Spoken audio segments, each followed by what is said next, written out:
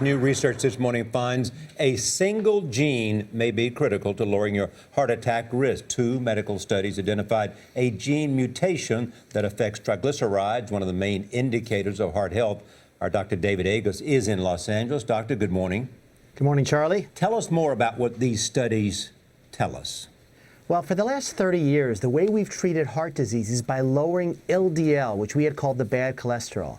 Now, two separate papers in the New England Journal of Medicine, two studies, show that triglycerides were just as important. And people who had a mutation in one gene called ApoC3, well, this gene was meant to keep triglycerides up. And when it's mutated or turned off, triglycerides go down. And heart disease go down pretty dramatically in these people. So we now have, for the first time, a new target to prevent or delay heart disease. So if they can figure out how to duplicate this mutated gene, then they're a long way to preventing heart attacks?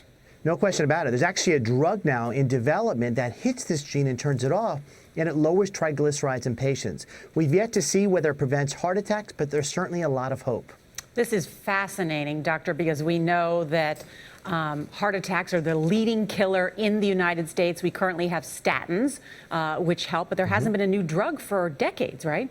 No question about it. 600,000 deaths a year. And, we now have something we could target. And it's really exciting how they came about. Historically in medicine, we throw out the outliers. The physics, they look at the outliers and they made many of their great laws.